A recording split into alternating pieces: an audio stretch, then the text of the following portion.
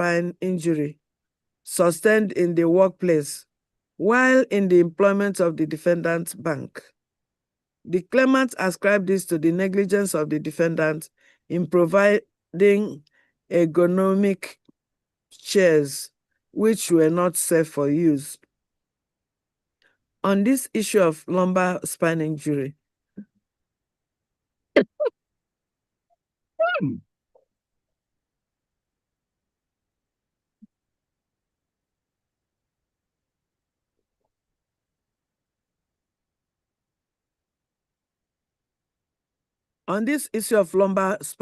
by the claimant, both parties went on and on, and it will look to me that each party seems to be right in his own estimation. This brings to mind the words of Arthur in the popular TV series Harry Potter. Arthur Weasley told his daughter, Ginny Weasley, to never trust anything that can think for itself. If you cannot see where it is kept,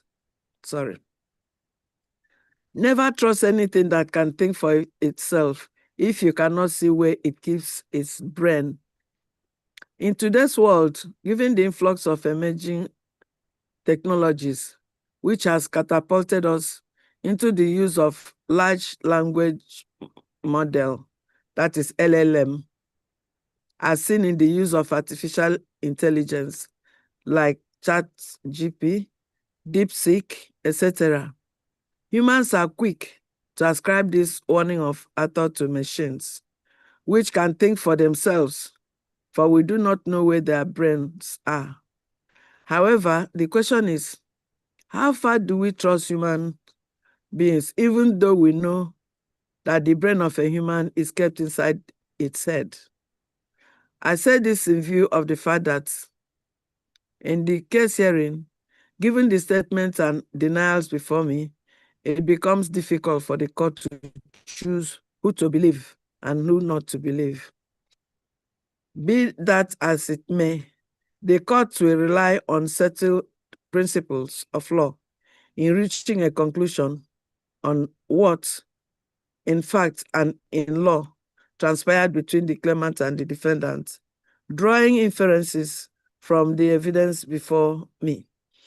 For this purpose, the holding of the court in Mogaji versus Odofin, reported in 1978, 4 SC 91 at pages 94 to 95 is opposite. In the said case, Fatai Williams, JSC, as he then was, held as follows, and I quote, "The judge should first of all put the totality of the testimony adduced by both parties on an imaginary scale. He will put the evidence adduced by the plaintiff on one side of the scale and that of the defendant on the other side, and weigh them together. He will then see which is heavier, not by number of witnesses called by each party, but the quality or probative value of the testimony of those witnesses. In determining which is heavier, the judge will naturally have regard to whether the evidence is admissible, relevant, credible, conclusive, and more probable than that given by the other party." Unquote. The claimant's claim on this head is on the ergonomic chair provided by the defendant, to which he claims he got a lumbar spine injury because they were not safe for use.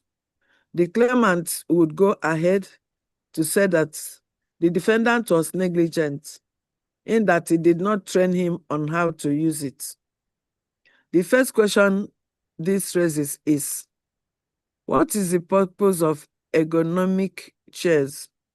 Ergonomic chairs are countered backrests used for lumbar support by maintaining the natural curve of the spine, preventing slouching when seated. They are also adjustable. Second question is, what then caused the injury to the lumbar spine of the claimant when the purpose of that ergonomic chair was to prevent such injury? And what training exactly was the defendant negligent of? Was it on how to adjust the chair to suit the sitting position of the claimant? The above questions are necessary because in negligence, the claimant bears the burden of proof. Negligence is not assumed but must be proved in civil matters on balance of probabilities. The ingredients needed to be proved are: 1. Duty of care, that the defendant owes the claimant any duty of care to take reasonable care to avoid acts or omissions that could reasonably be foreseen to cause harm. 2. Breach of the duty.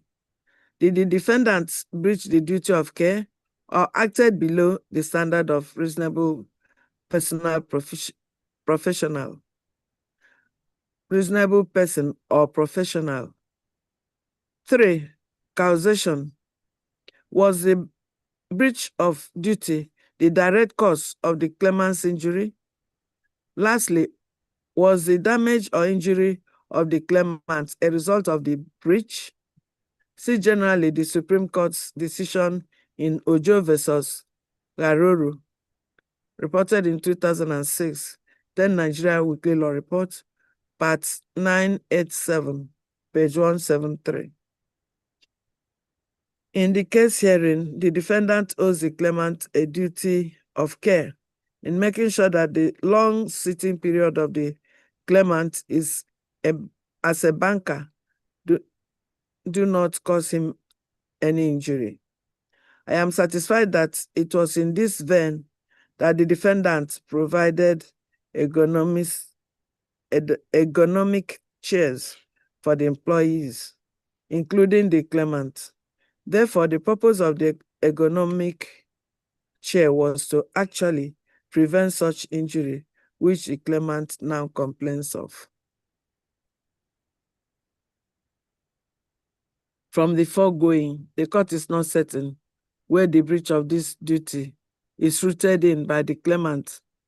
However, if the complaint of the claimant hearing is that after defendant gave him a comfortable chair, they failed to teach him how to adjust it, then the claimant contributed to his negligence by not voicing it out during the pendency of his employment, or by failing to confide in a more technical staff to guide him properly on how to adjust the ergonomic chair to suit his own sitting position, or on how to, or comfort. This is so because in the affairs of men, it is unlikely and unreasonable from the reasonable man's point of view for a man who, after he has been given a wife, will turn around and blame the parents of the bride for negligence and not guiding or teaching him how to consummate their marriage. The claimant, in my opinion, did not take the safety of the lumbar spine as serious as he would want this court to believe. If he did, he would have been vocal in asking for guidance on how to position the chair to properly serve the purpose it was meant for, in order to give him the needed sitting position, the needed comfortable sitting position during the pendency of the employment. Furthermore, from the expert reports and evidence of the doctor who was called as an expert witness by the claimant, his findings do not link the causal effect of the alleged lumbar spine injury with the ergonomic chairs. Rather, he gave a hypothesis that what could likely be the causal effects were long sitting, etc.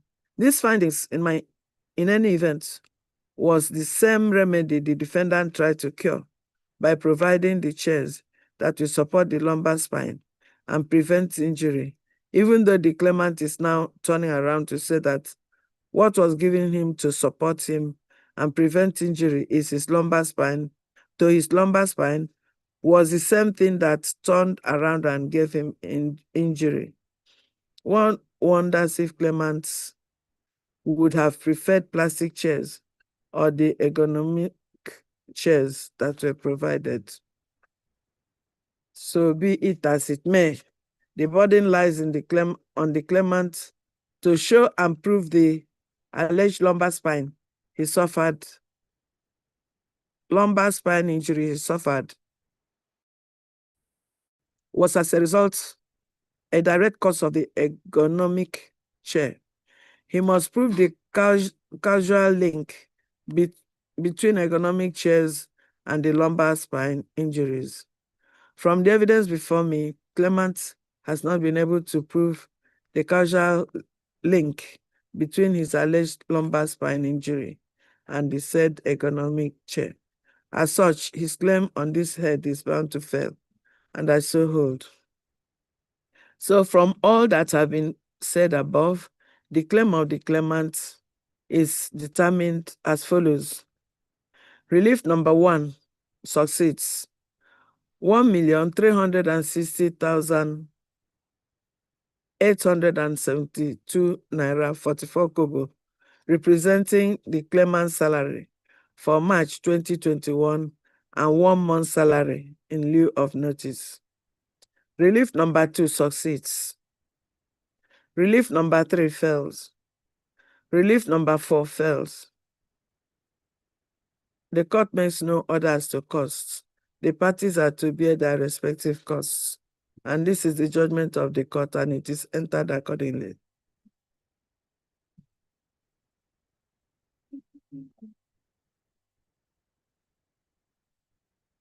You say?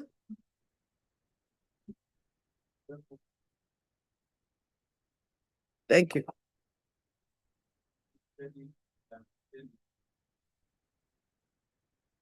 Okay.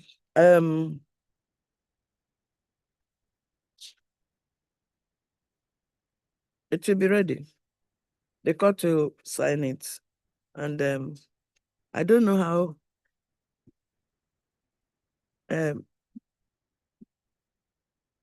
Pat, how do you get the copies to go? Correction. Okay. I haven't seen any correction yet. So I have signed it.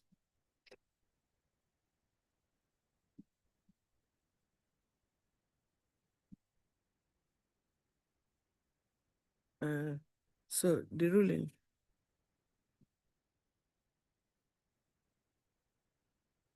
Are they cancelled for ruling in court? Okay.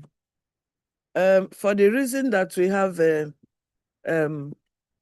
virtual hearing and it starts by 12, and if we do not start it by then, they'll log us out from the headquarters.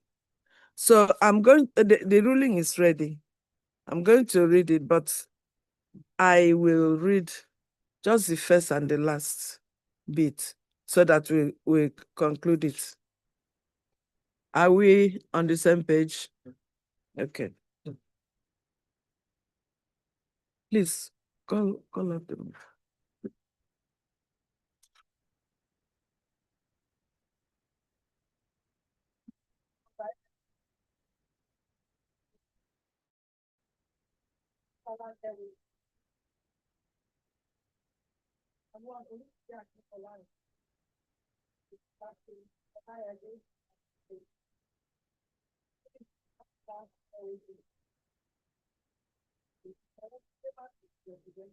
Okay.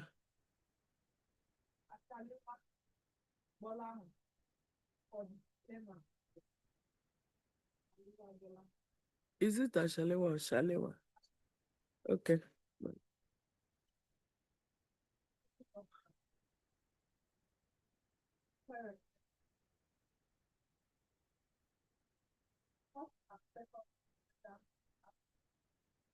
Okay.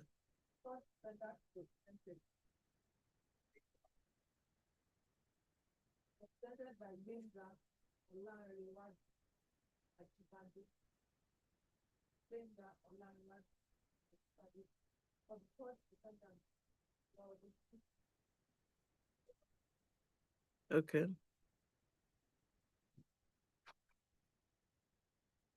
Ashalewa is also a legal officer. Appearances, please. May please this honorable court. Announcing appearance. Joseph Okonlawo. Okonlawo is spelled O-K-A-N. Okay. A-N. L-A-W. Oh. Yes. O-N. Yes. Very important. Yeah. Yes.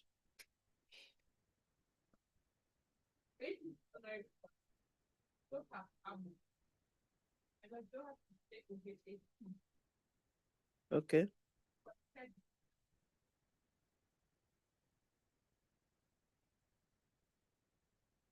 Yes.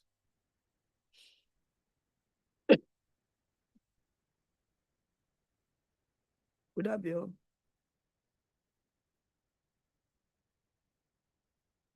Okay.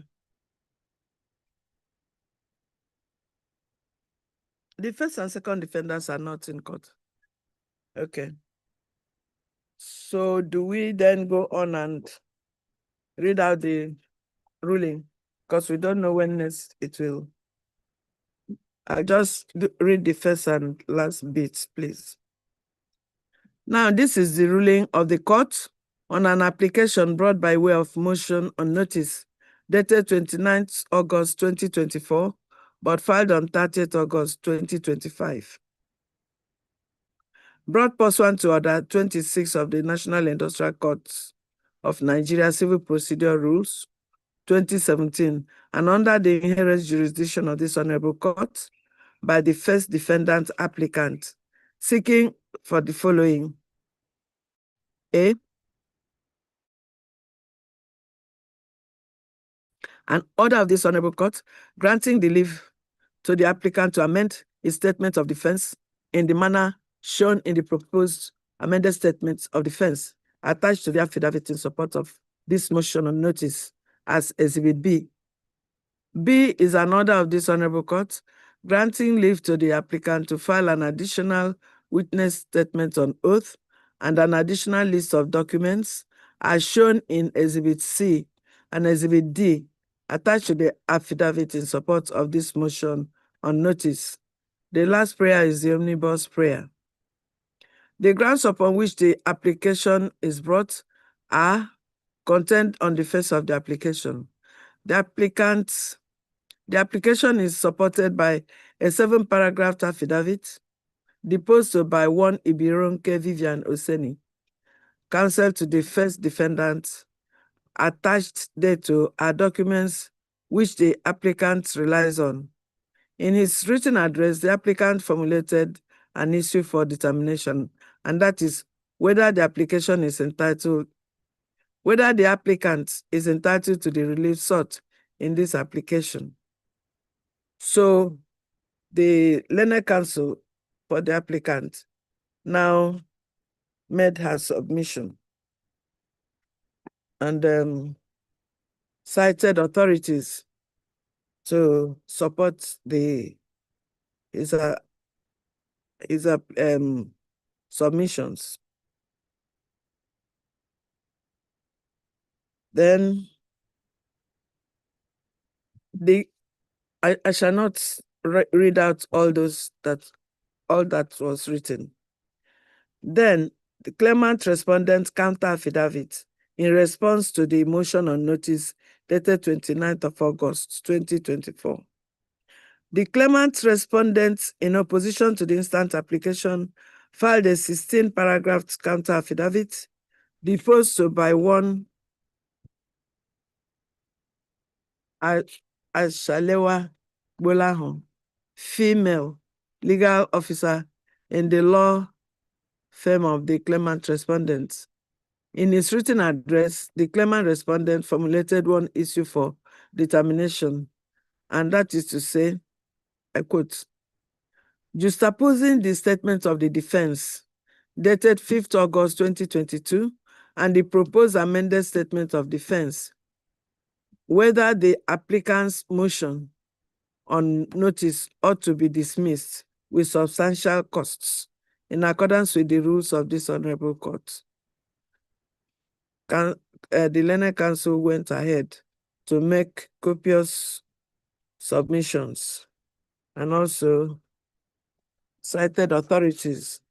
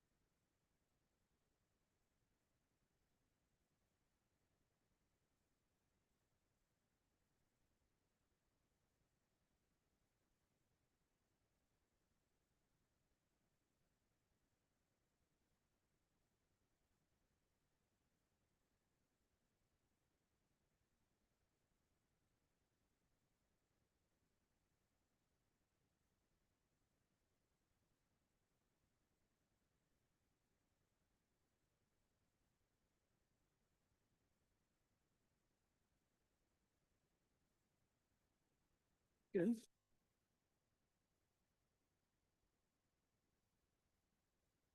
Counsel submitted that no pleading shall raise any new ground of claim or contain any allegation of facts inconsistent with the previous pleadings of the party pleading the same.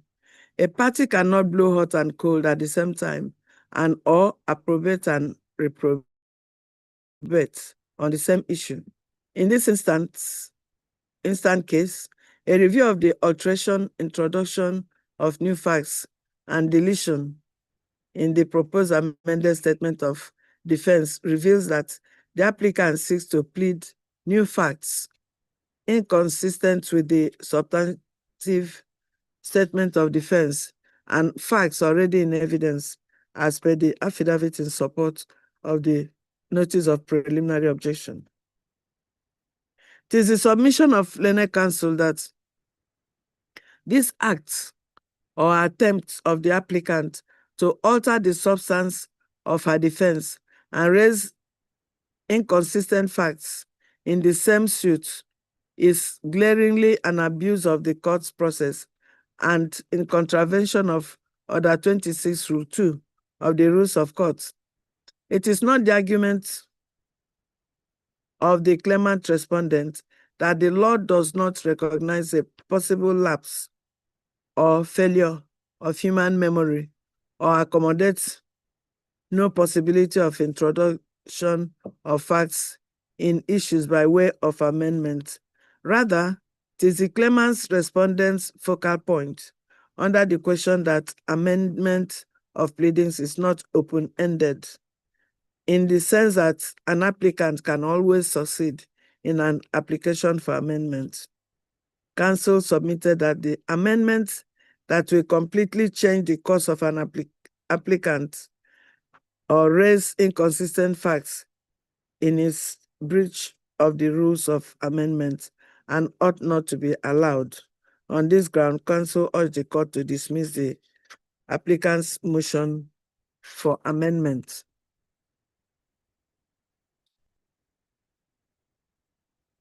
Learned counsel argued further that in this instant case, amendment would overreach the appellants and cause injustice to them.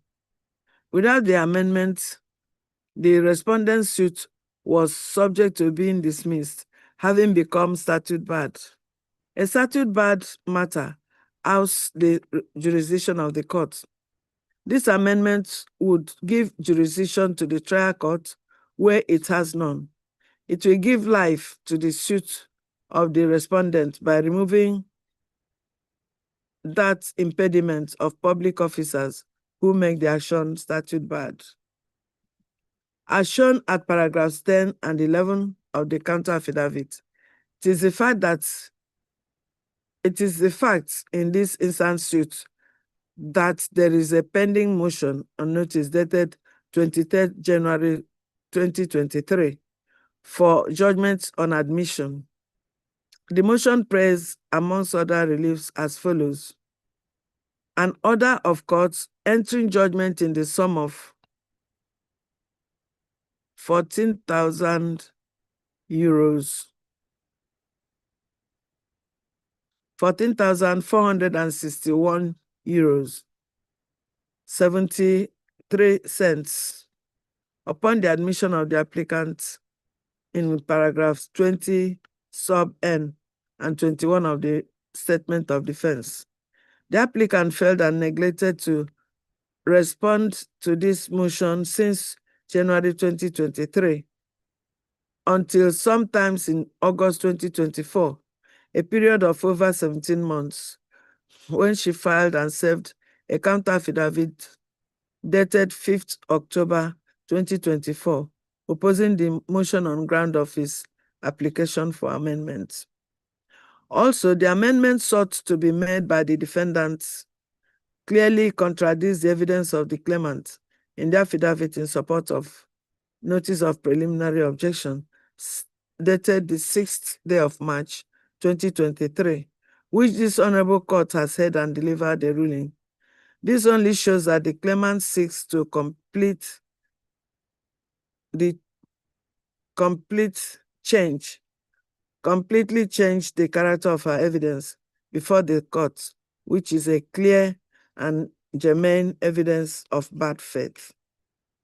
Counsel submitted that an application for amendment of pleadings is not granted as a matter of course, where the respondent has alleged and proved elements of bad faith or malafide or prejudice or overreaching as established by the claimant respondent in his counter affidavit and written address.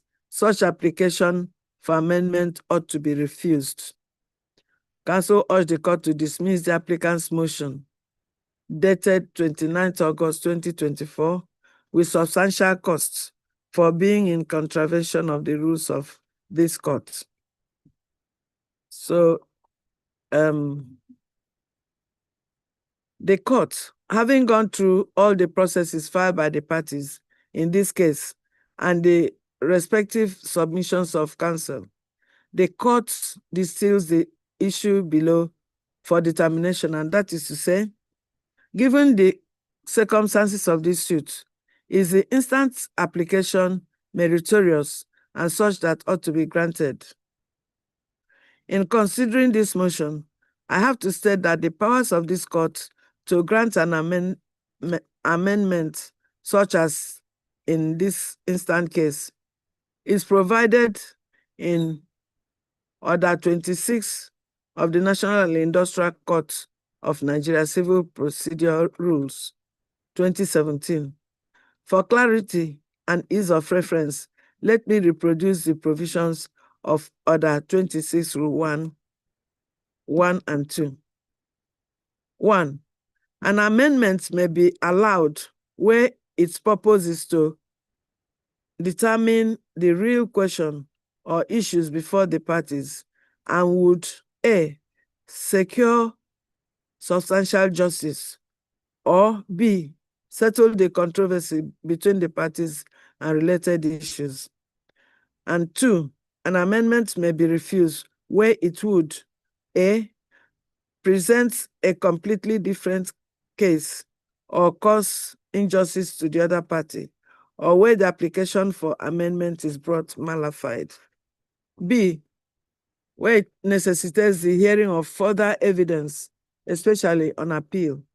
C, not cure the defects in the procedure sought to be cured, or where it is inconsistent and useless. And D, where it amounts to overreaching the other party or an abuse of court process. A party may at any time, but not more than twice, with leave of court, alter, amend, or modify the parties originating and other processes, provided that the party may not completely change the course of action endorsed on the process. The court may at any time and on such terms as to cost or otherwise, as a court or judge may think just, allow a party to amend any defect or error in any process, and all necessary amendments shall be made for the purpose of determining the real questions or issues in controversy raised by or arising from the proceedings. Sequel to the provisions of the rules quoted above, it has been held in plethora of cases by the appellate courts that the amendment is simply for the correction of an error committed in any process, pleadings or proceedings in law or in equity. An amendment can be made either as a matter of course or by consent of the parties or upon the notice to the court in which the proceeding is pending. It is also tried law that an amendment can also be granted even where the pleadings is intended to be brought in line with evidence already laid on the record. See the case of Adekeye versus Akin Olugbade, 1987, 3 Nigeria Weekly Law Reports, part 60, page 214. And also the case of Joseph versus PDP and others, reported in 2020, LPELR.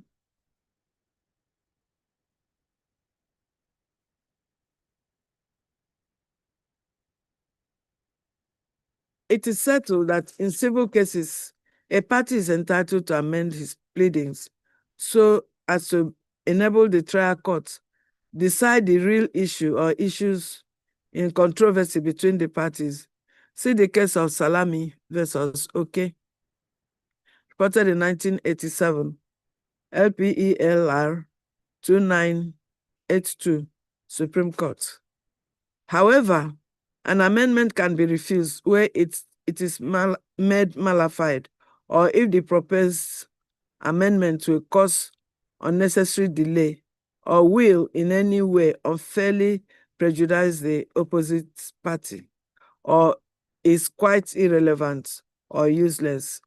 See the case of Adekeye versus Akin Olugbade, Supra. The principle of law is well settled that the purpose of allowing amendments is to enable the parties conduct their cases properly by placing before the court all relevant facts necessary for the just determination of disputes between them. But any application which seeks to either overreach the other party or alter the nature of the applicant's case will not be allowed. An amendment will hardly be refused if it will enhance the justice of the case, except, however, it appears in the opinion of the court that there is a fraudulent intention or hidden agenda which will generally work injustice against the opponent. See the case of Compagnie Générale de Géophysique, Nigeria Limited. I hope I got it right. Versus Jumbo.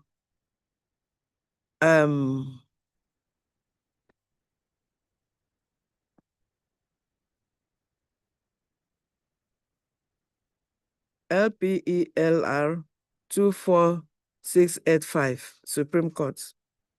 It was also held in the case of Aworoki versus Adeniro, reported in 2010, LPELR 8595, Court of Appeal, that the trial courts have very wide discretion in granting or refusing to grant leave to amend based on the established principle that the fundamental objection of adjudication is to decide the rights of the parties and not to impose sanctions merely for mistakes made by the parties. in the conduct of their cases. It was further held that, however negligent or careless a slip may have been, however late the proposed amendments, it should be allowed so long as it can be done without injustice to the other side. On this note, let me say that it is right that a matter of general rule, the grant or refusal of an application for amendment is at the discretion of the court, and that such discretion must be exercised judicially and judiciously. See the case of Oyegun versus Nzeribe, reported in 2010, 7 Nigeria Weekly Law Report, part 1194, page 577. In the case of General Electric Company versus Akonde and others, reported in 2016, LPELR 50673, Court of Appeal. The Court of Appeal held that in considering whether to grant an amendment of pleadings, the court has to pay heed to the materiality of the amendments sought in relation to the action, whether the amendment will determine the real issue or issues between the parties, the time the amendment was sought, whether a court can compensate the opponent for the amendment, and whether the amendments will cure the defects in the proceedings.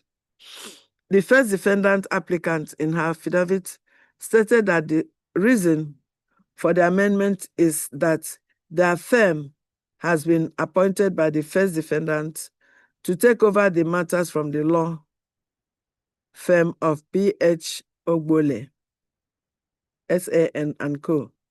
That upon going through the statement of claim and the statement of defense filed on behalf of the first defendant, they saw a need to amend the statement of defense and add relevant facts that will aid the court to effectively settle the controversy between the claimant and the first defendant. On this score, the claimant respondent opposed the motion for many reasons, which include the proposed amended statement of defense, which the applicants seek to make, are by their very nature intended to substantially alter the entire character of the defense, which is inconsistent with the statement of defense dated 5th August 2022, and overreached the claimant respondents. From the proposed statement of defense, the claimant respondent noted the following. A, the applicant introduced a new paragraph 7, which the applicant failed to mark as required by the rules of court. B, the new paragraph 7 denied the earlier admitted averments in the statement of defense, to which effect that the applicant now denies voluntarily entering into the training bond agreement, having understood the terms and conditions of the agreement, and the training bond agreement formed part of the terms of her employment with the claimant. C, paragraphs 7 to 26 of the proposed statement of defense are entirely new facts, which change the nature of the suit from partial admission of her obligation to denial. D, the proposed statement of defense has deleted in its entirety paragraphs 20N and 21 of the statement of defense. E, the relief sought in the counterclaim seeking judgment be entered in the sum of 14,461 euros 73 cents has been deleted. F, further to paragraph 7 and 8 above, claimants believe that the applicant, by the proposed statement of defense, only seeks to approbate and reprobate over the same issue. And G, the applicant attempts to delete paragraphs 20N and 21 of the statement of defense by way of an amendment will overreach and frustrate the claimant's respondent's motion on notice dated 23rd January 2023. The claimant believes that the proposed statement of defense is done will foist injustice on the claimant's respondent, and they know that it will not be in the interest of justice for the application to be granted, and strongly believe that the claimant respondent will be manifestly prejudiced by a grant of the application.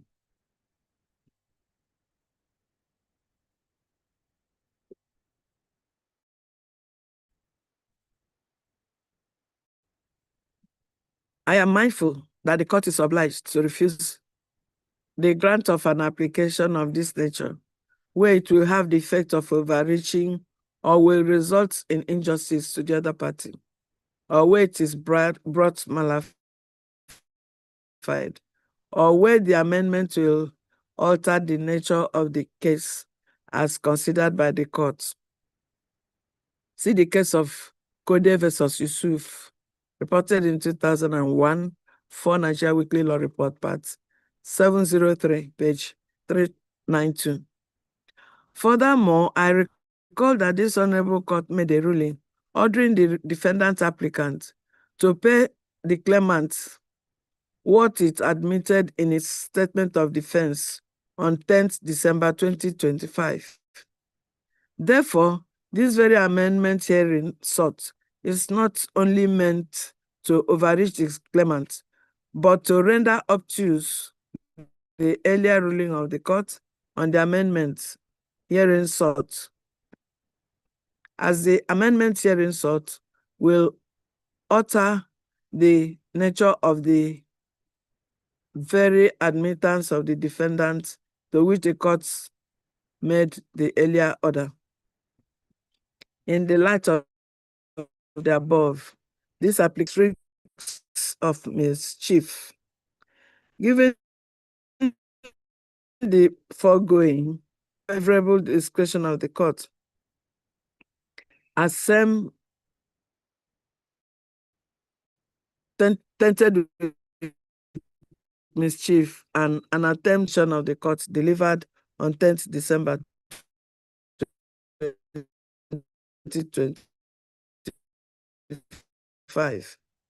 If 10th December 2025, it was ab initio filed to overreach the claimant and render obtuse any decision arising from the decision of the court as touching on the claimant's application, which led to the said decision of 10th December 2025.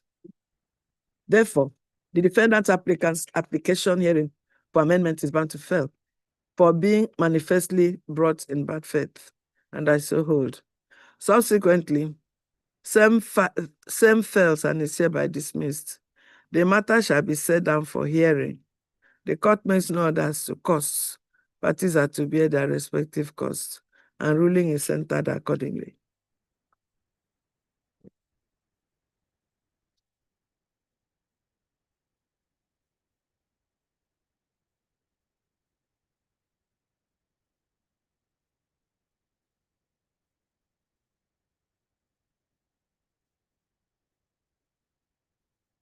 So when are we coming back?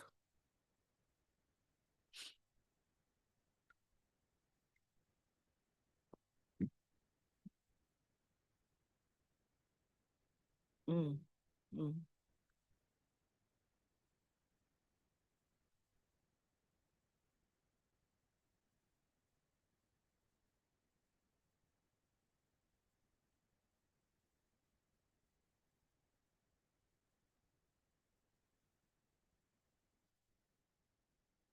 You say?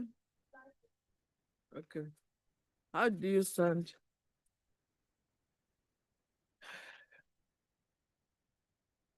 Is that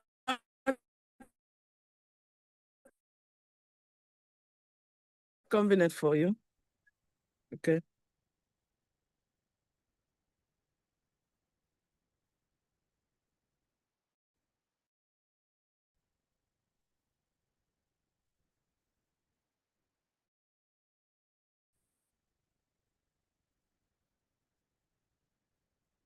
So this matter is adjourned to the 8th day of July 2026 for hearing.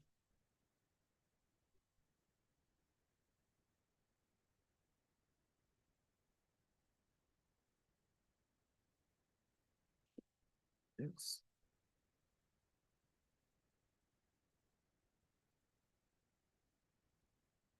So are the learned counsel for the virtual hearing in court? Okay.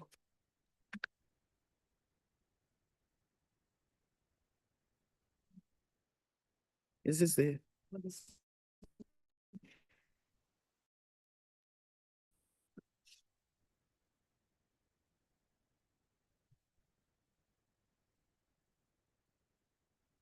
no? Okay.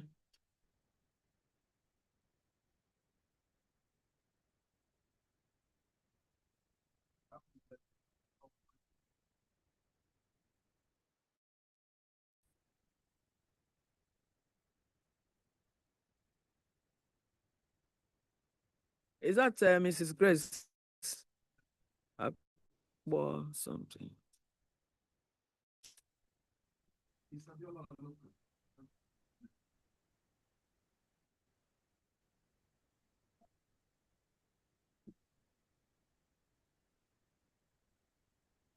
I think we have done this. 11. Okay. United Bank for Africa. Is that?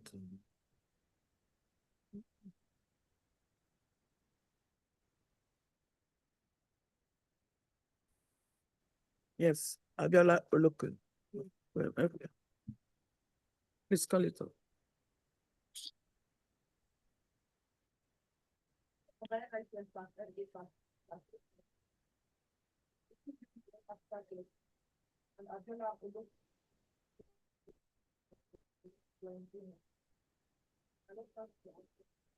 Appearances. Yes.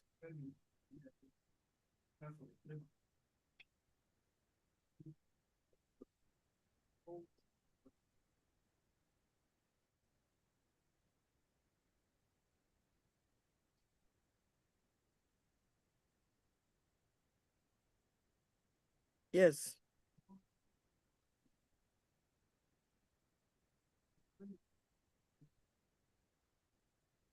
Yes.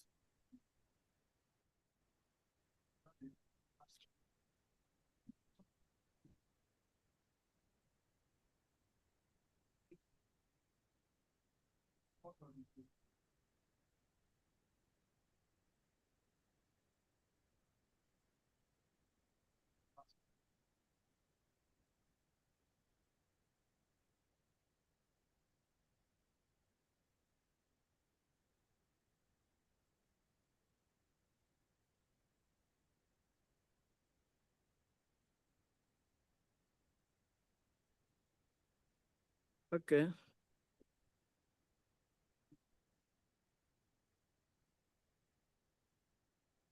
The matter was adjourned for what? Definite defense. Yes. And they are the defendants.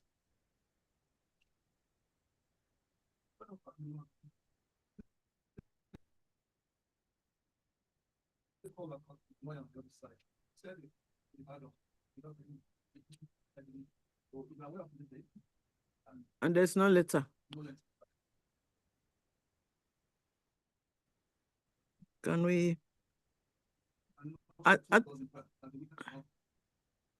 What?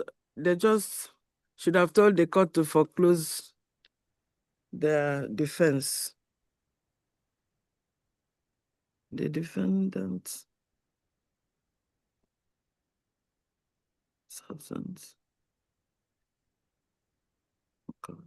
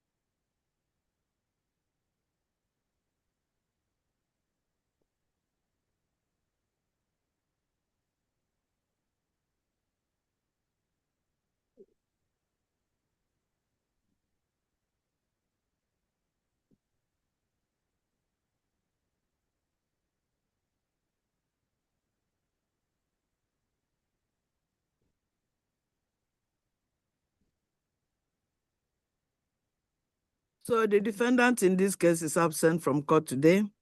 He's not represented, and he prefers no scintilla of excuse for all this incessant absence from court. There has to be an end to litigation. The court has no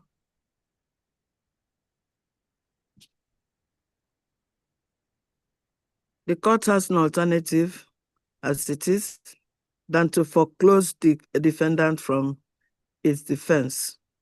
So, and that is the order of the court today. And as such, this is a case for the defendant. Since this is their case to defend, they are not here. Their matter has been foreclosed. Yes.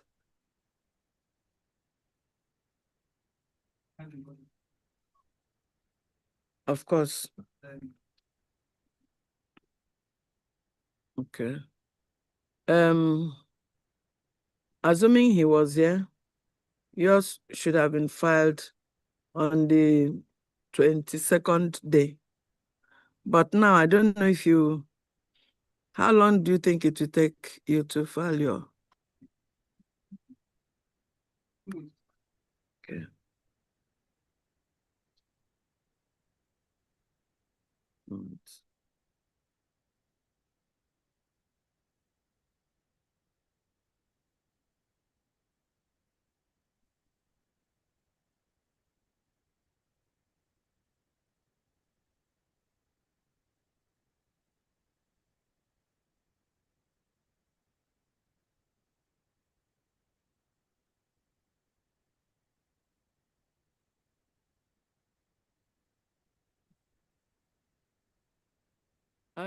Even after that, we have a little issue surrounding these final written address. We know that there's so many, there's a lineup of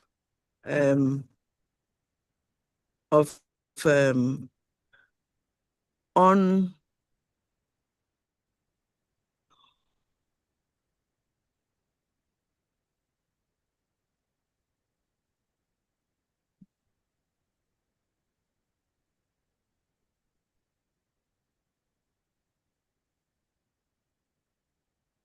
even if you submit your final written address, to adopt it will be another thing, because once you adopt it, you know, the time starts. Yes. Okay. I came in because of the COVID, because of the seriousness of this one.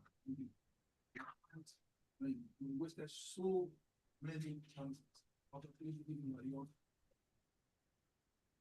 before.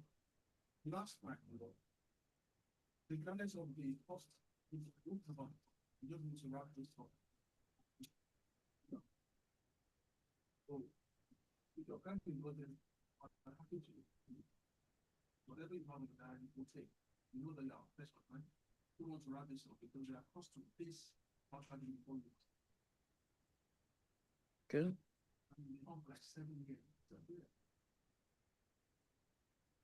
Well, most of these things are caused by transfers of judges from one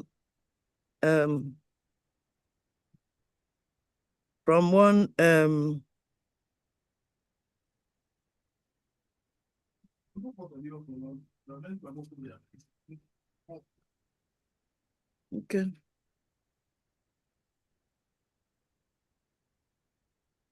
So the learned counsel to the claimant has 14 days. You said 2 weeks will be all right for you. You said it yourself. Yes.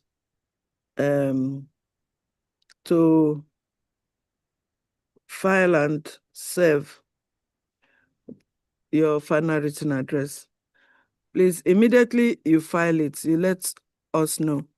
So that what I was trying to say is that instead of lining up or maybe giving you a date in November or October, once we know that you have filed it, you let them know. Then we will now, because this is one of the oldest cases, then we will know how we will organize it for you so that you can come and adopt it. And yes. Okay.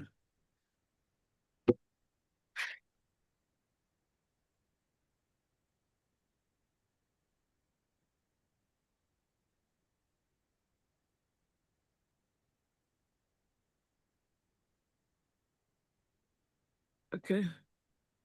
How many others?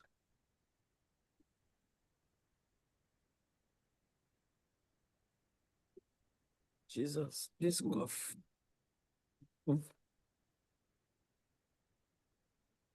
Eh?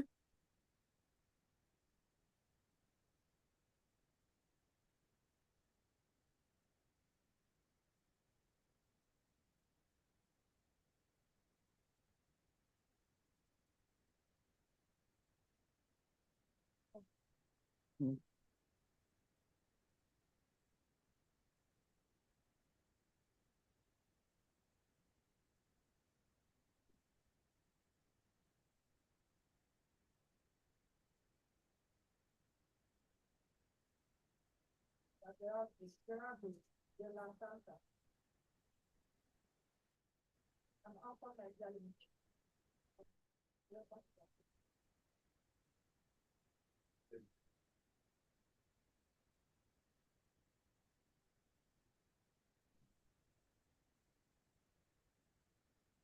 Appearances, please.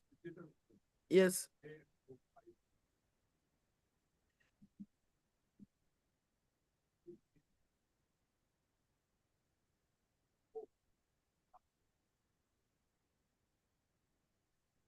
Okay.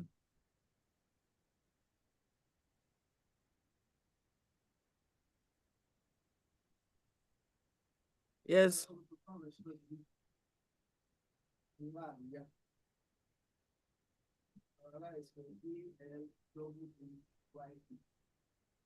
Okay. Let's see.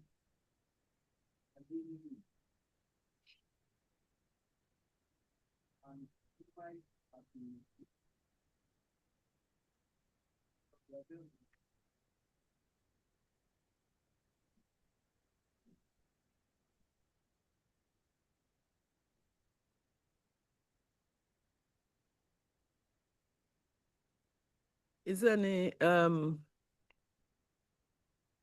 for Juma, is it a compound name? Surname? Huh? Okay. I mean Abdul Majid. Is it one word? Okay, okay. Yes. Okay. Okay. Okay. Is that your client? Whose client is this? Oh, the claimant. He has already logged in. Okay.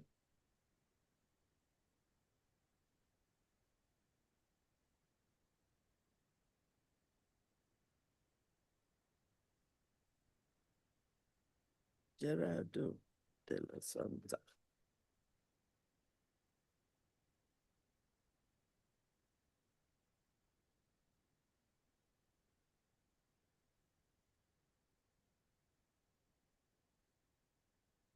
Oh, Mary, please. So which one is today? Is a Tuesday, Wednesday.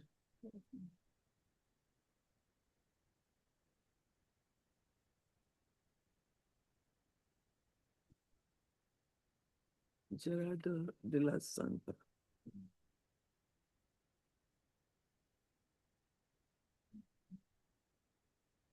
Okay.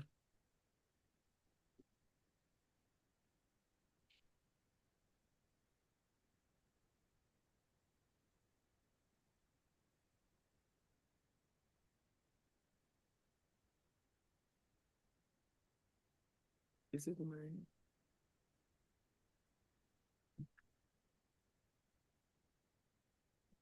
Good. Okay.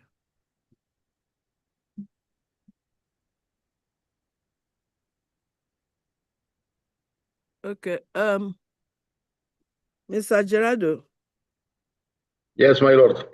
Okay, you're hearing my voice. Very well. Very well. Mhm.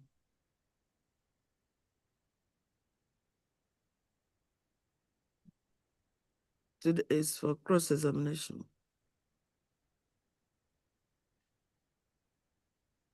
Please let him know that he's still bound by his by the oath he took.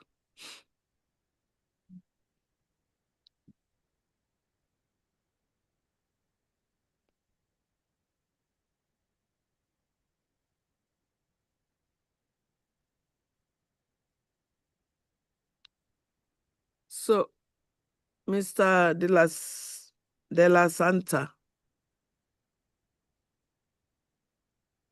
they are going to cross-examine you.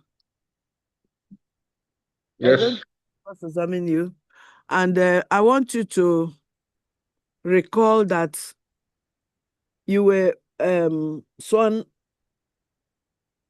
in on the last adjourned date. Now they are going to ask you questions. Remember that you will still speak the truth and nothing but the truth. Do you Yes, understand what I'm saying? yes, my lord, I do. Okay. Please, I want to remind you that you are still bound by your oath. Okay.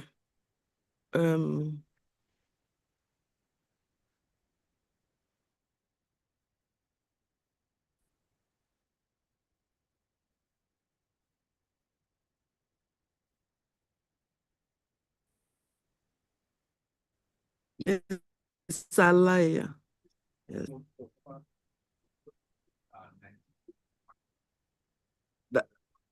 Sorry, I didn't hear what you said.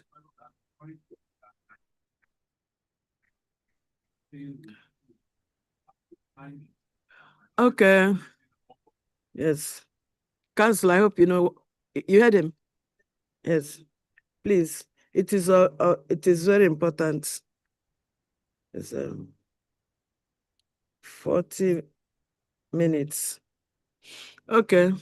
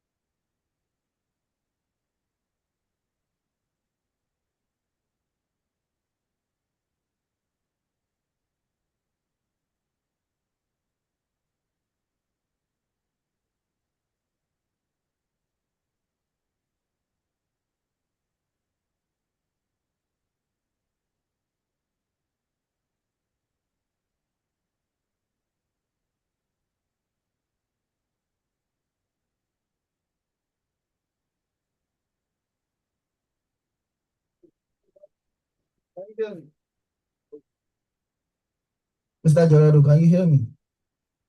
Yes, I hear you. You might need to speak louder because I can hardly hear you.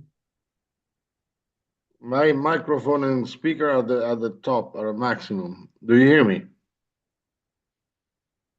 Yeah, I can move closer. I think I can hear you better. Okay, I stay close. Okay, please. We need to move faster because we have just a limited time. Okay? Now, Mr. Gerardo, you are the MD of the defendant at the material time of your contract of employment. Am I correct? Yes, You are the managing director. yes, managing director, yes. So, would you agree with me that by the nature of your contract, you are a contract staff of the defendant? Yeah, even if I was not an internal staff, yeah, I was called from abroad.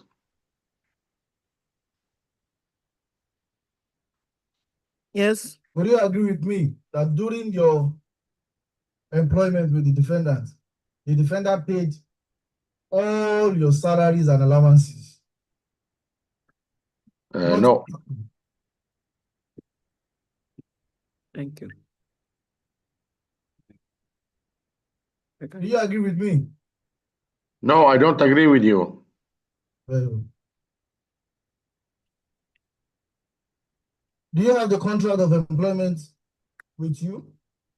Yes, I have. Can you read clause 4A for me, please?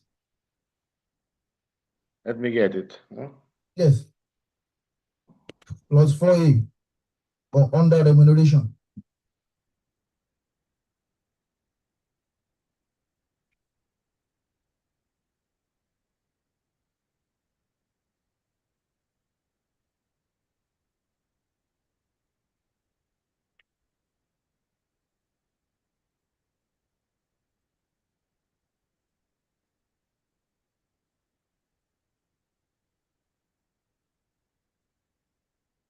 For A, during the duration of this contract, the managing director CEO will earn a total net compensation of $30,000 per month, including leave period. The remuneration represents an agreed lump sum for the services required as the managing director CEO by the company under this contract.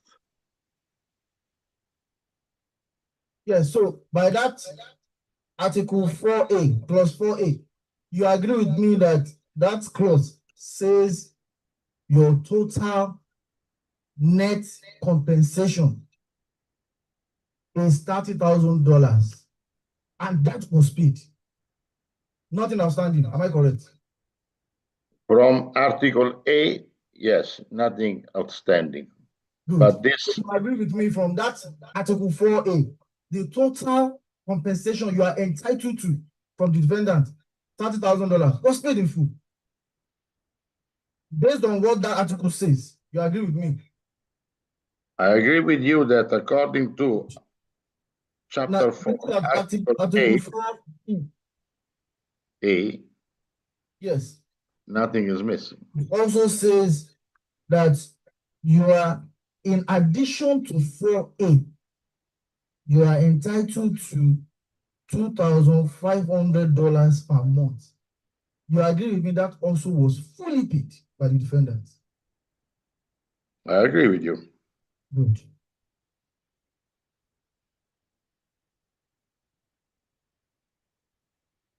Yes. So, would you agree with me that your case before this court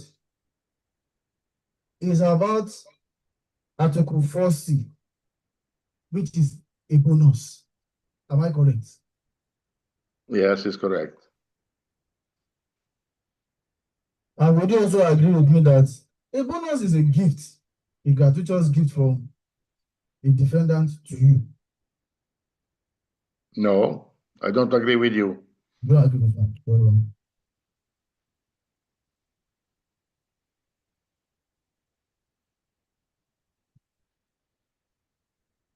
Can you please tell the court what is the meaning of a bonus? Do you know? Bonus is a Latin word. I hope that you're not challenging me on Latin.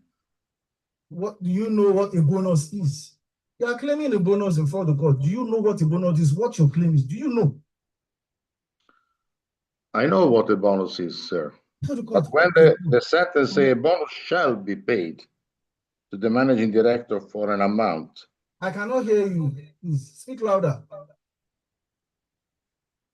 I said that I know what is a bonus, and the article clearly states that a bonus shall be paid to the managing director for an amount not exceeding the sum of $400,000 per annum in 2 installments. What bonus you are claiming? What is the meaning of the bonus that you are claiming before the court?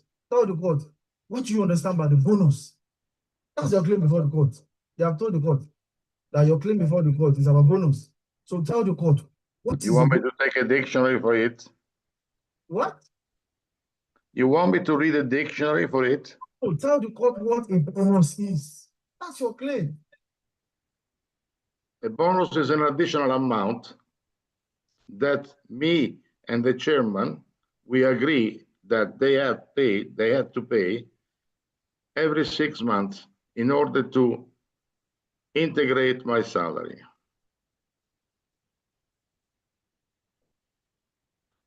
Do you hear me? I didn't hear you.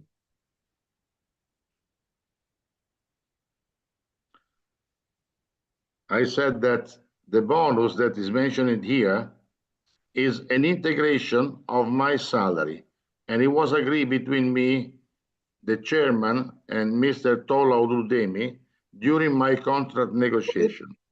Okay. Let me read clause 4C, which is the basis of your claim before this court. Let me read it to you. It says, a bonus shall be paid by the managing director, shall be paid to the managing director for an amount not exceeding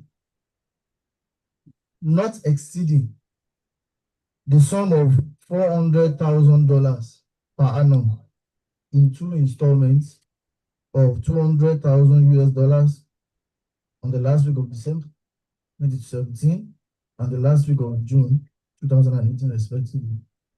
It says it's a bonus that will be paid to you as the MD, an amount not exceeding this amount.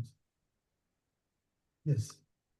Do you agree with me that that phrase, not exceeding, simply means that what you are entitled to is not fixed? No, it's fixed, but it should not exceed. Do you agree with me that it is not fixed? It is a discretionary No, exercise. I do not agree with you. It means that it cannot be more than 200,000. It means I that can't it hear can be you. equal to 200,000.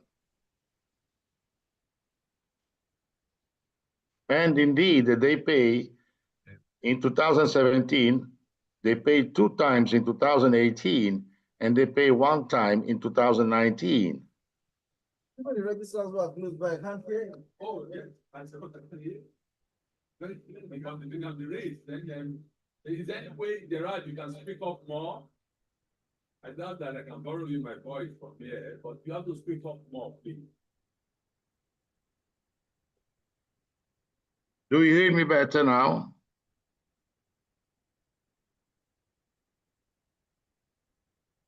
He wants to know if you're hearing him better. No, I can hardly hear you. Are you sure you have increased your speaker? You need to check your system. Probably you need to increase that speaker. But why Hear you. why the judge is hearing me well and you are not hearing me? I don't know. Maybe it's something over there.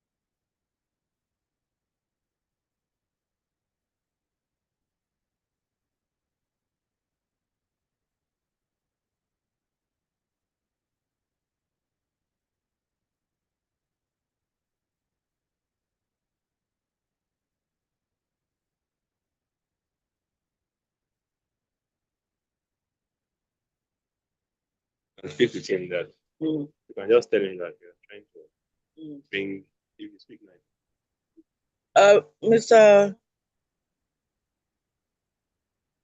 Mr. De La Santa, Yes, my lord. yes, they are trying to fix the central speaker. mic. What is And the that? visual. Okay. I And do the- hear you very well, my lord. Okay. So you just have patience. They're trying to fix something. It's okay. I'm seated. Let me just leave it like that.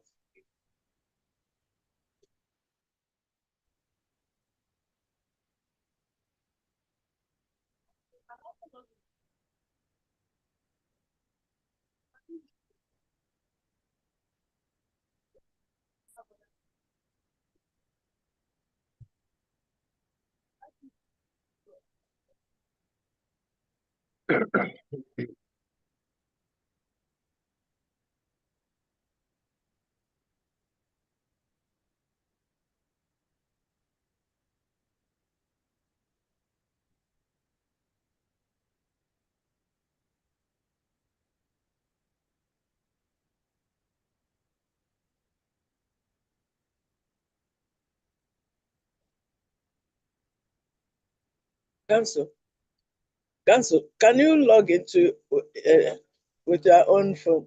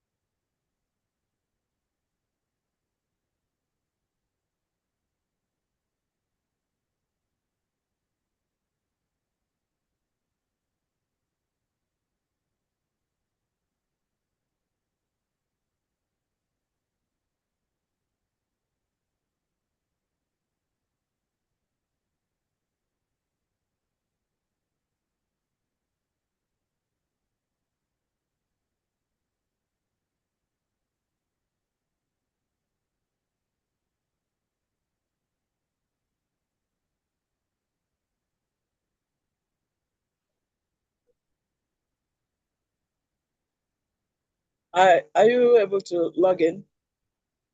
Have you logged in? Okay.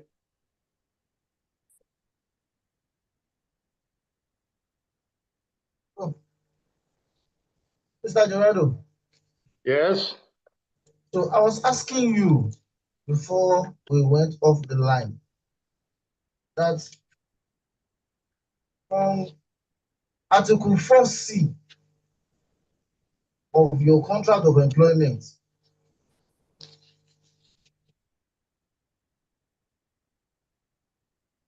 that I was asking you whether you agree with me that the bonus you are entitled to is not fixed. There is only a benchmark that you cannot have more than $400,000. It did not say you are entitled to $400,000. It's just a discretionary clause. Do you agree with me? No, I do not agree with you. And it's not a discretionary clause, because otherwise they would say that that bonus is linked to certain result or to certain target. And this was never put in paper, because in the intention, I was there and you were not there, but Mr. Tunde Ayeni was there. This bonus was an integration to my salary. The initial idea is that they should have paid me $60,000 per month, okay, for 12 months plus vacation. But since the company, Alco Nigeria Limited, was having cash flow constraint, I agreed to reduce that $60,000 per month to $30,000 per month, plus a $200,000 bonus every 6 months, payable, and is written also the date, at the end of June and at the end of December. I put it to you that if you are entitled to the $400,000 in clause 4C, your agreement will have clearly stated it. But your agreement did not say that. It simply says, first one says total compensation is $30,000. And 4B says, in addition to 4A, the defendant will give you $2,500. 4C did not say in addition to A and B. Those clauses were expressly indicating that C is discretionary.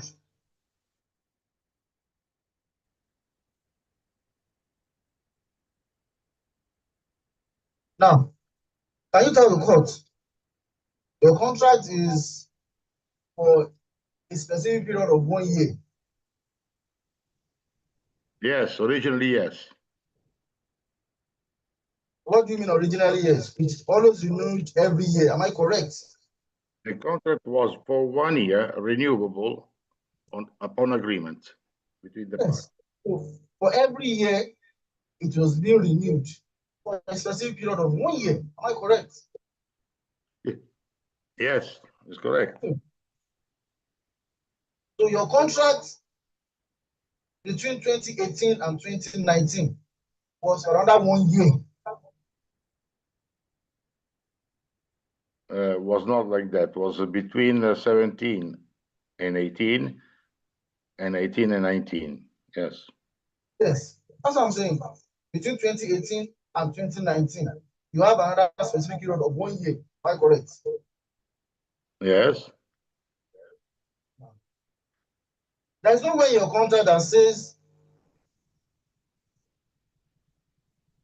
you will be paid a bonus after you have terminated your contract that did not last for a year. Is there anywhere in your contract? I don't understand what you're saying, because I work the year 2019 completely from January to December. So your question makes no sense to me. Okay. Let me come around so that it can make sense to you. Okay, Zagarado. Now, you resigned in what month of 2019? Say it again. Sorry, I didn't hear you properly. What month in the year of 2019 did you resign your employment? I resigned in November 2019.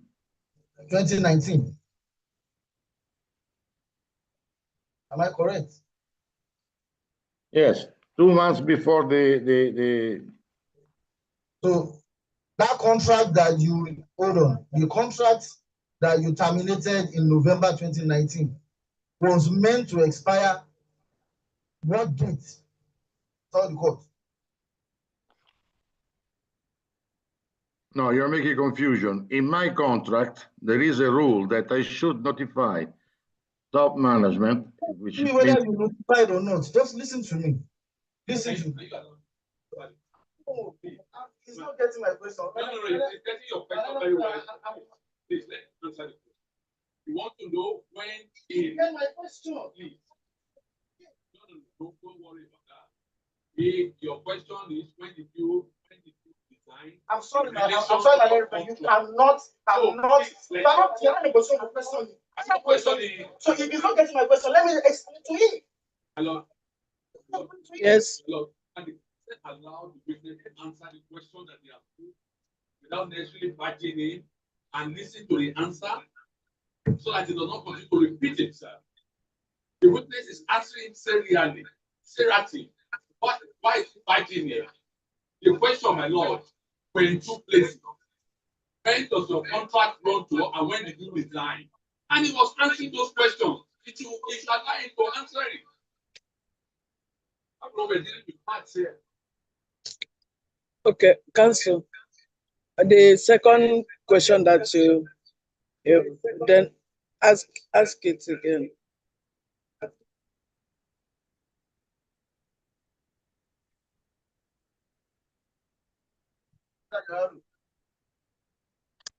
Yes.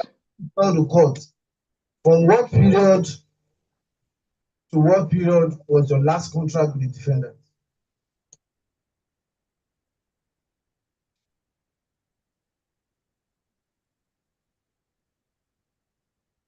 From I don't remember. If I understood well, you want to know the renewal date of my contract and the finishing date. The last contract that was renewed, that was enforced between yourself and the defendant, from what period to what period?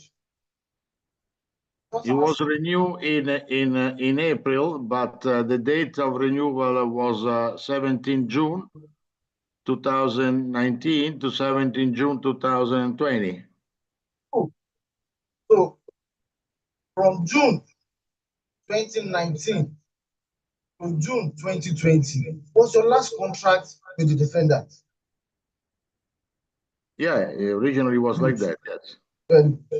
So what I'm asking you now is, you resigned and terminated that contract within 6 months. You did not complete the contract. Am I correct? Sorry, but I didn't hear you this time. Okay, let me come again so that you can hear me. Your contract was from June 2019 to June 2020. Did you get that? Yes, correct. Good.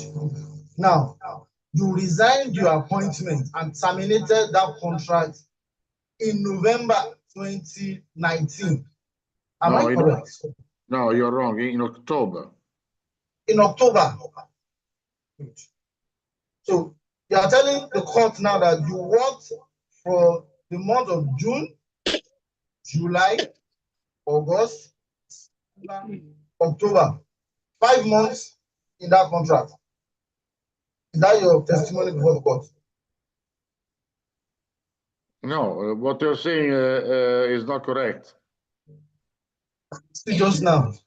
Is it Because November? you are looking at the contract. The month of June, July, taking second month, August, the 3rd, September, October, making 5 months. Are those the months that you worked in that contract before you terminated it? No, your calculation is wrong, Mr. Alaya. Okay, so tell the court, how many months did you work in that contract before you terminated? You have to say in that year, not in that contract. What?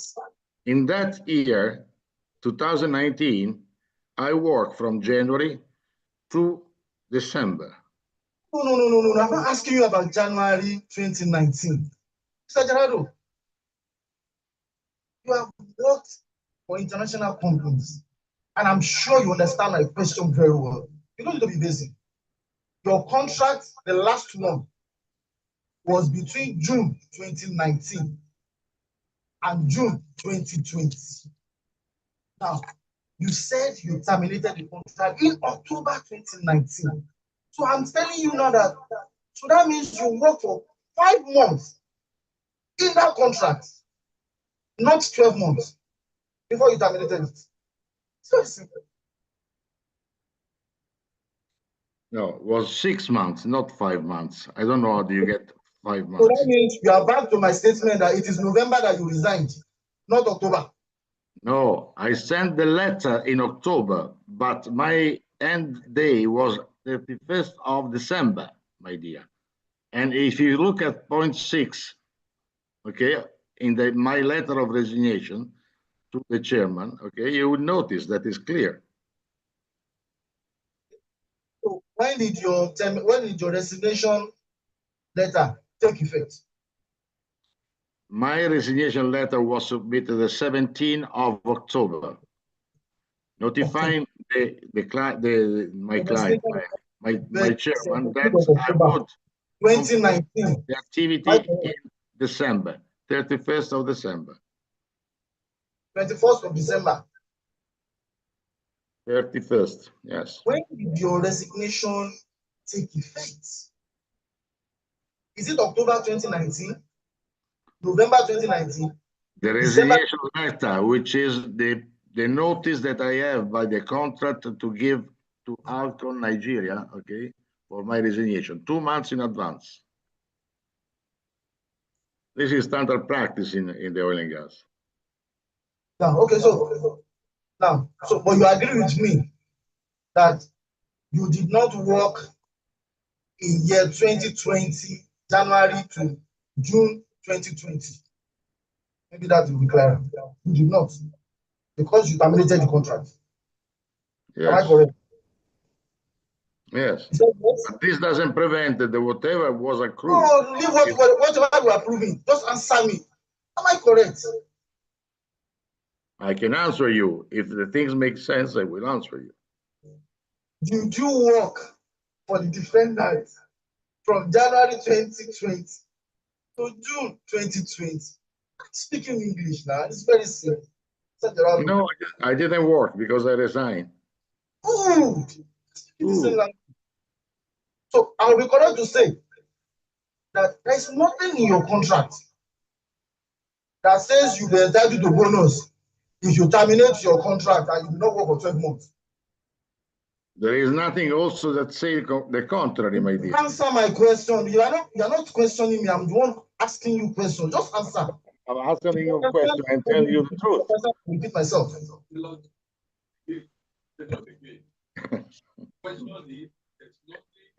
So in this case, even the monthly salary should not be paid, according to what you are saying. That says that if he must not answer, you can't force him to answer. Don't answer for him. I'm not answer for him.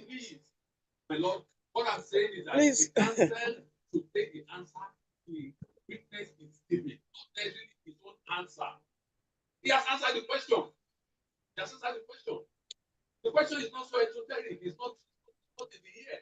It's specific, and he has answered that his contract does not say otherwise. That's his answer. Mr. Hawaii. I like this name, Mr. Liar. You know, some people have voices that carry. That is, if you know what I mean. Some people have voices that are very mellow and all that. And when you are asking questions, you will think you are conversing. But if you have a voice that carries like that, the witness may think you are sort of being harsh on him. So, and he may not answer as you would want him to answer. So, calm down. The Nigerians will say, be calming down. So, calm down. Okay. Good.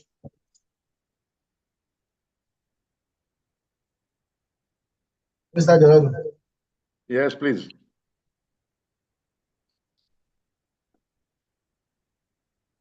You agree with me that your agreement with the defendant, the contract, did not state that your bonus will be rated on any basis at all.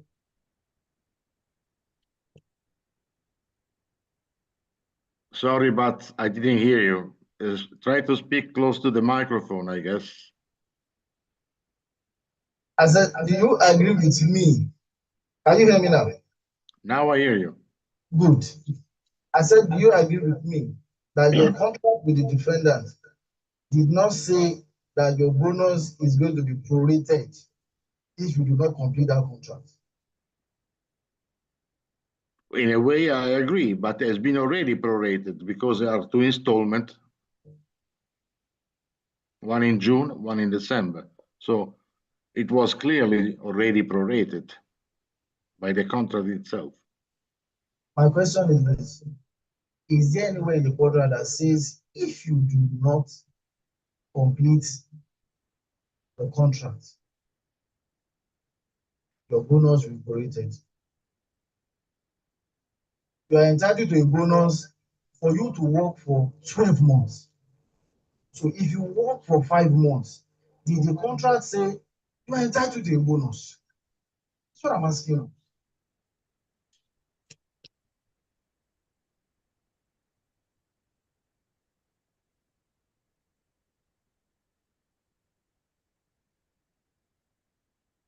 Did you hear me? Yeah, I do hear you. No, there is nothing written in this sense. Good. Thank you. Now, can you please tell the court, are you aware that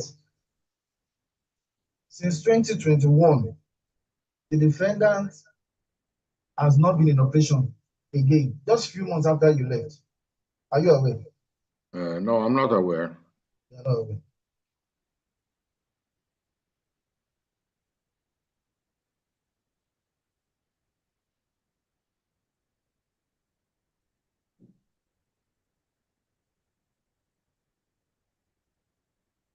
Yes.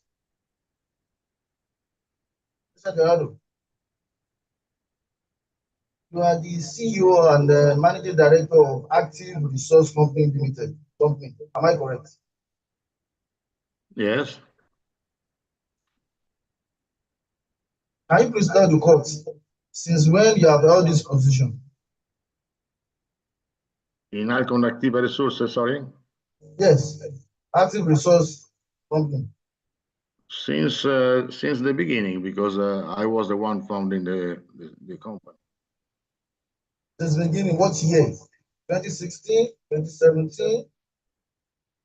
No, it started in 2005. 2005. Good. And up to date, you are still the CEO and MD. No, the company has been closed Oh, when was it closed? in 2020, exactly after a month, after a year I left Alcon.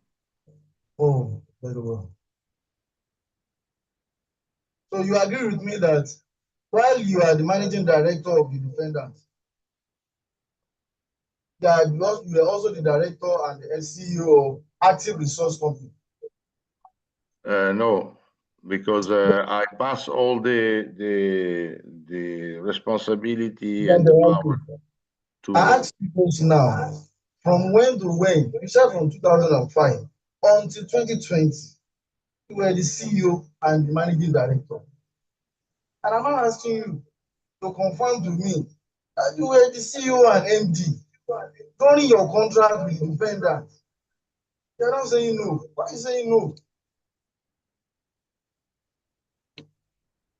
I'm saying, if I understand well, I'm saying no, I was not the Do managing you have director anything before this of court? Active Resource Company in Do you have anything before this court that you resigned your appointment as CEO and MD of Active Resource Company? Do you have anything before this court?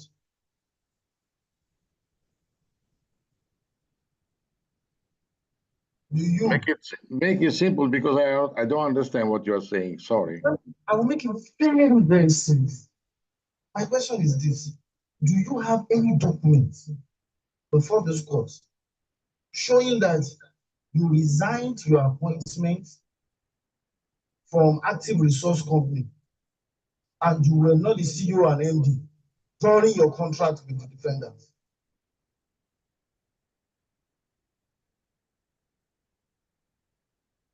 Do you have any document before this court? In this moment, no, but I have it. Yes. You don't. Good. Sorry.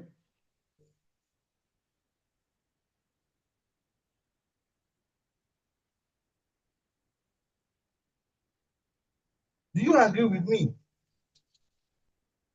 that your employment and your position as the CEO and MD of Active Resource Company is a clear violation and contravention of your contract with the defendant. No, it's not. I don't agree with you. Because that was disclosed since from the beginning to Alcon Nigeria. That's good. I'm happy to hear that.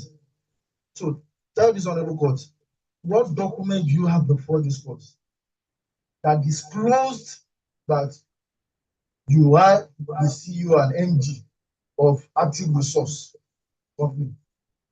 That, I know you're a good collector of documents because I've seen your processes. So you don't get away with documents, memos. Do you have anything? Yes, I do have everything. Yes. For the defendants that you are the active CEO and MD of Active Resource Company Limited while you are in the employment. Is there anything before the court? I do not have any document submitted to the court in this moment. Okay, but this document exists in Romania when I pass all my duty to the second shareholder. I remain a shareholder of the company, but I was not anymore the MD. No. Speak on the microphone, please. Your duty to bring it, so you don't have it.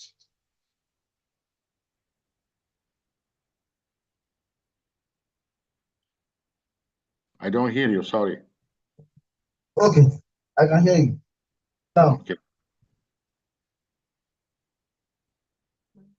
Article 20 of your contract with the defendant, let me read it to you. It says exclusivity.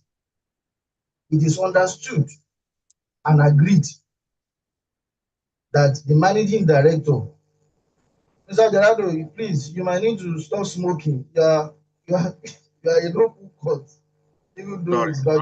Sorry, I didn't know that. I didn't mean to offend anybody. Okay? Please go ahead. Good. So let me read it to you again.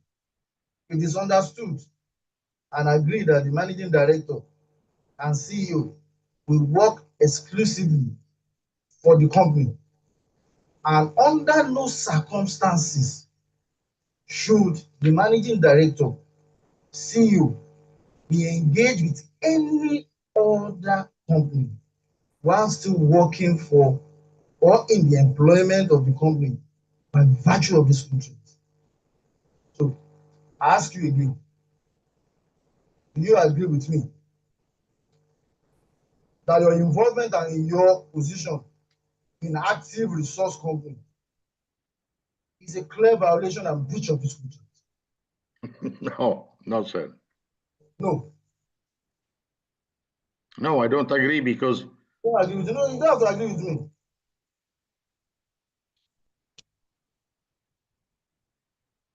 So I put it to you that in simple terms, you are before this honorable court to enforce a promise of gifts contained in a contract you clearly violated and breached.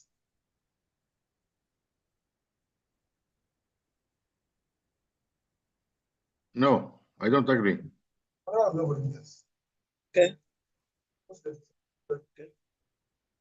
Please let me have a plain sheet.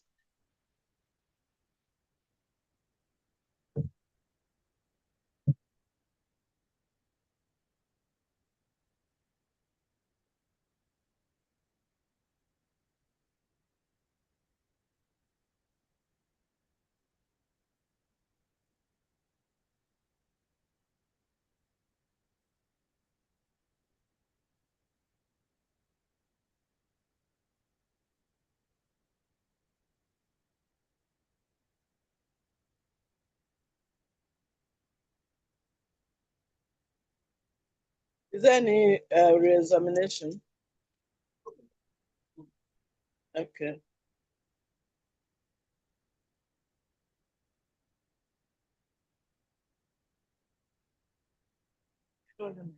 Thank you.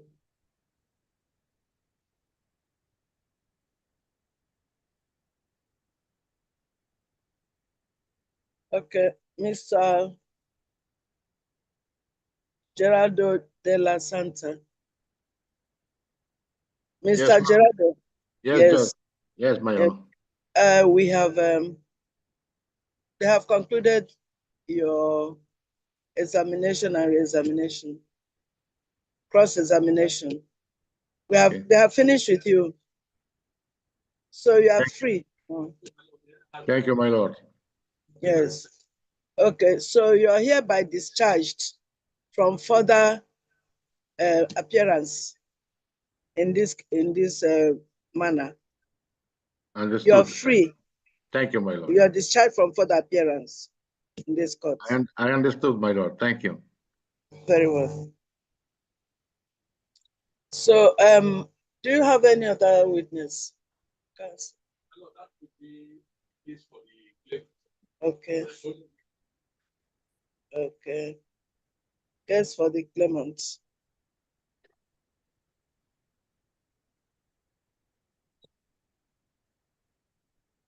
Yes. So, Mr. Alaya.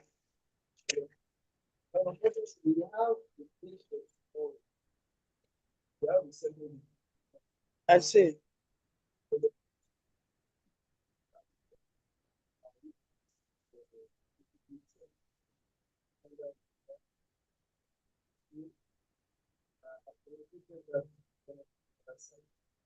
Okay.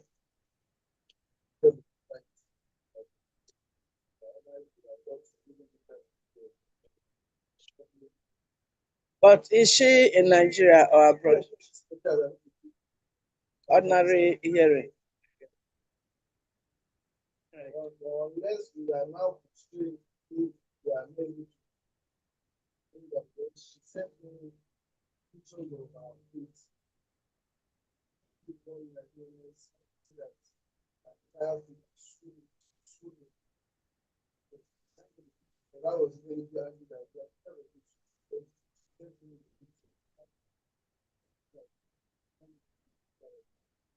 so that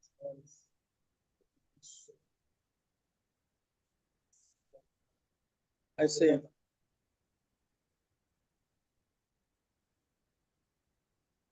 that's the look at it. Hope that those things that things that we are able to make it the graduate.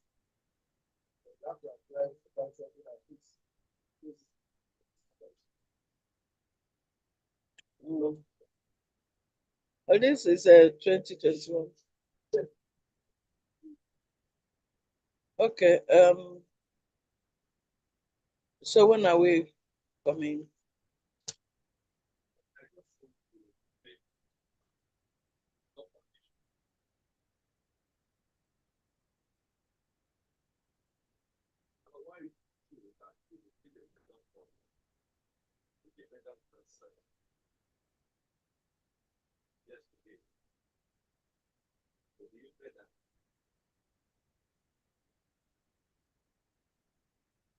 His weakness will not be able to attend for the time.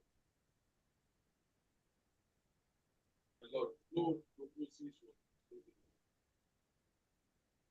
This is he has Pasa pictures, not COVID.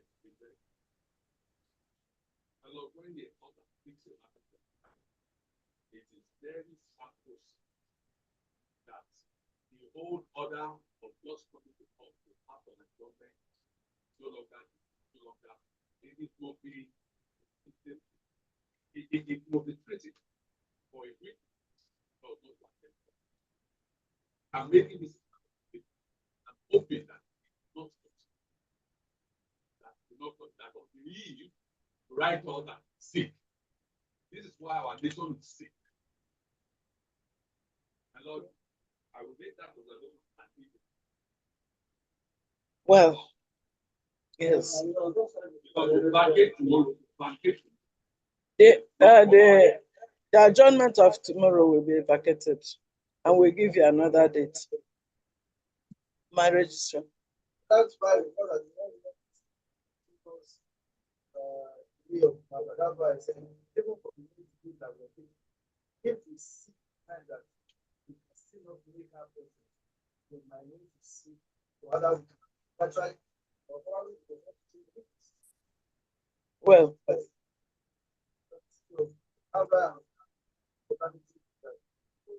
definitely ensure that this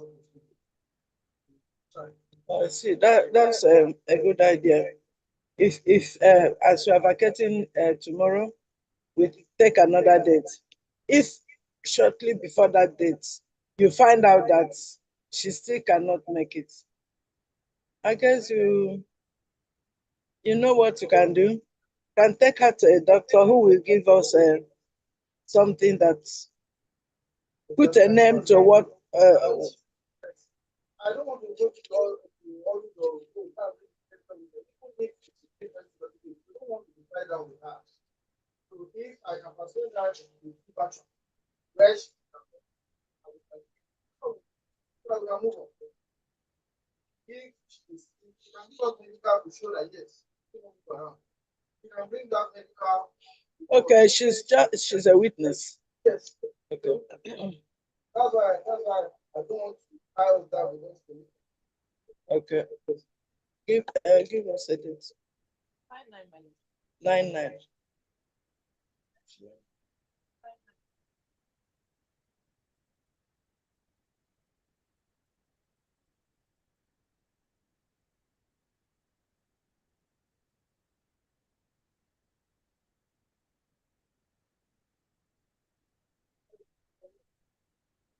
You say?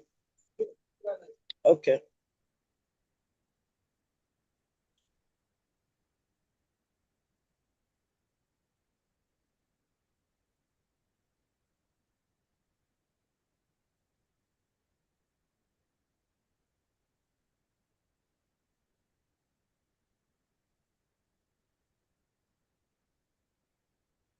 So the 26th day of March 2026 date is hereby vacated, and the matter is now adjourned to the 9th day of July 2026 for commencement of defense. Okay. Yes.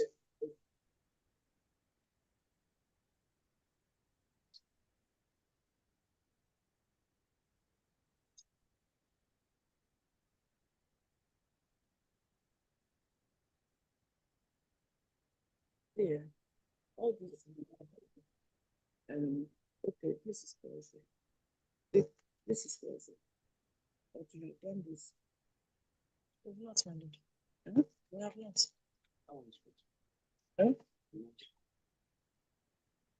Okay. So, to me,